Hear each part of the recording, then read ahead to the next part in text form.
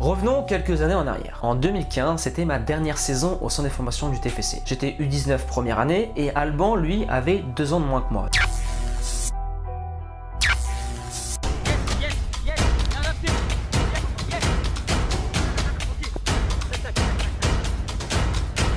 Allez, fais-le pour toi. Eux, ils le font pas, toi tu le fais. Allez, mon gros.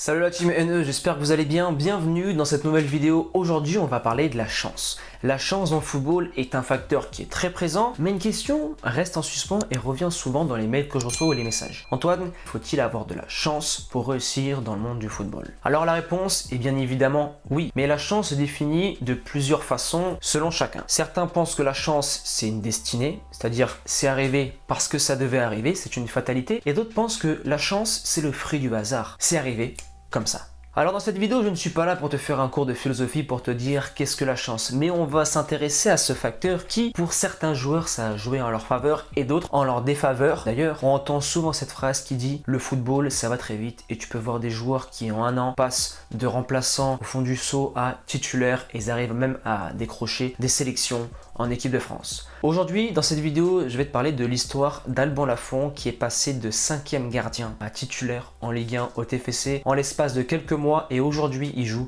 en Serie A à la Fiorentina. Revenons quelques années en arrière.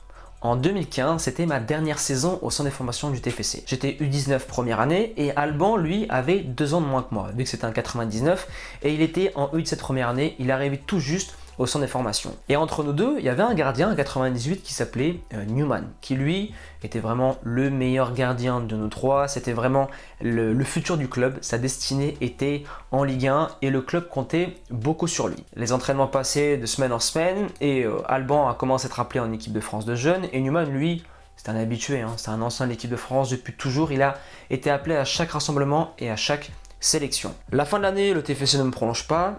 Je rentre chez moi. Et là où je crée Naturel Evolution.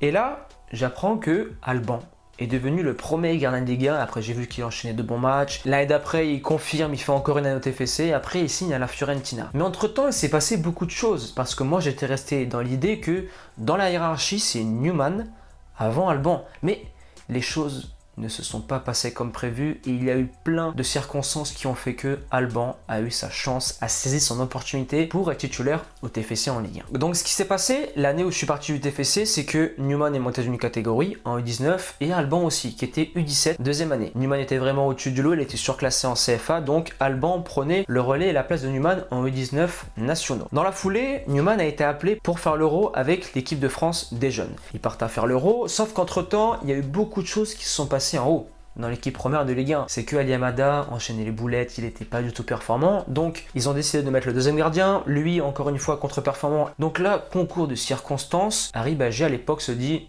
il faut que je mette un nouveau gardien en face, pourquoi pas tenter un coup de poker en prenant les jeunes du centre des formations. Sauf qu'à l'époque, le meilleur et dans la hiérarchie c'était Newman.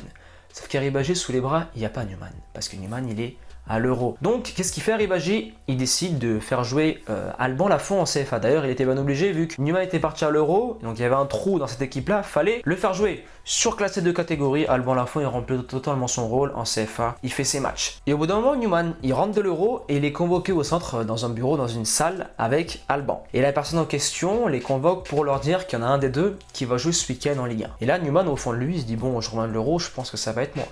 Et là, non.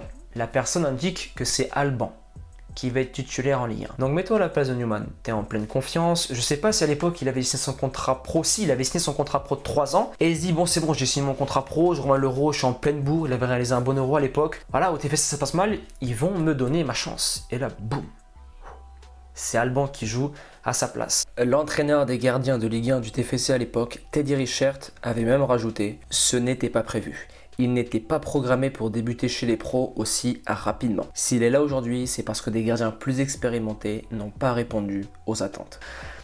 Donc là, quand on prend du recul sur la chose, on se rend compte que Alban, toutes les planètes étaient alignées pour lui. Ali Hamada fait de mauvaises performances, le deuxième gardien se blesse. Harry Bagé est à ce poste-là, donc il décide, c'est lui qui décide que Alban monte en Ligue 1. Alors que ça se trouve, si c'était un autre coach, il n'aurait jamais fait le choix de prendre Alban. Et en plus, la cerise sur le gâteau, c'est que Numan, le gardien titulaire qui devait jouer en Ligue 1, était lui à l'Euro. C'est pas qu'il était blessé, c'est qu'il était à l'Euro. Et là, tu te dis, Alban, toutes les planètes sont alignées pour lui. Et après, on lui a offert cette opportunité-là. Donc, il a eu quelque part de la chance que toutes ces circonstances arrivent, mais il a réussi à saisir les opportunités. J'ai fait des bons matchs en CFA, et après en Ligue 1, quand il rentre, quand il fait ses premiers matchs, clean sheet, clean sheet, clean sheet. Et après, ça s'enchaînait, il a confirmé. Ensuite, Numan, il a vu que Alban a confirmé en Ligue 1, donc lui, il a été transféré et acheté par un club turc de Ligue 1. Je te mets le logo juste ici.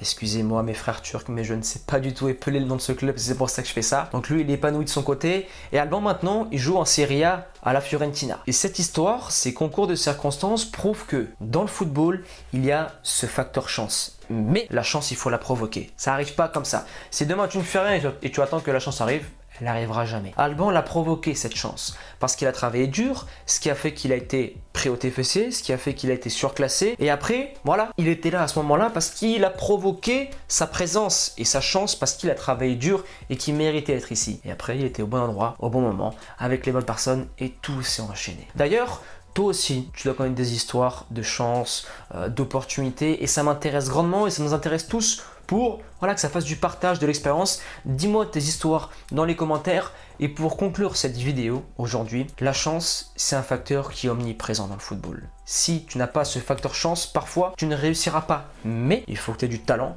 et il faut que tu travailles pour provoquer cette chance. Ne te cache pas derrière celle-ci en disant oui, j'ai pas de bol, ça marche pas, je n'y arrive pas. Parfois, tu auras la chance contre toi et parfois tu l'auras avec toi. Mais ce qui est sûr, c'est qu'un jour ou l'autre, dans ta carrière de footballeur, cette chance va arriver devant tes yeux et à toi de saisir cette opportunité. Attention, ne pas confondre chance et opportunité. La chance, c'est que des circonstances font qu'il y a une place qui se libère, donc tu prends cette place-là, mais ensuite, lorsque tu es à cette place-là, c'est une opportunité. À toi de la saisir, c'est pas une chance si tu fais un bon match. C'est parce que tu es bon et que tu as travaillé pour cela. On arrive maintenant à la fin de cette vidéo. Comme je te l'ai dit précédemment, n'oublie pas de me dire si tu as toi aussi connu des histoires assez similaires dans ton club ou que tu as pu constater dans les articles, dans certaines vidéos, ça m'intéresse beaucoup. Et enfin, si tu aimes bien ce genre de sujet assez philosophique, n'hésite pas à me le faire savoir en m'explosant à la barre des likes et des commentaires avec le hashtag motivation 100% et team NE, car des histoires comme celle-ci, j'en ai plein que j'ai connues dans mes différents clubs et surtout au TFC. Et à présent, n'oublie pas, la chance, il faut aller la chercher. Cette chance, il faut aller la provoquer. Persévérance et motivation et on avance ensemble.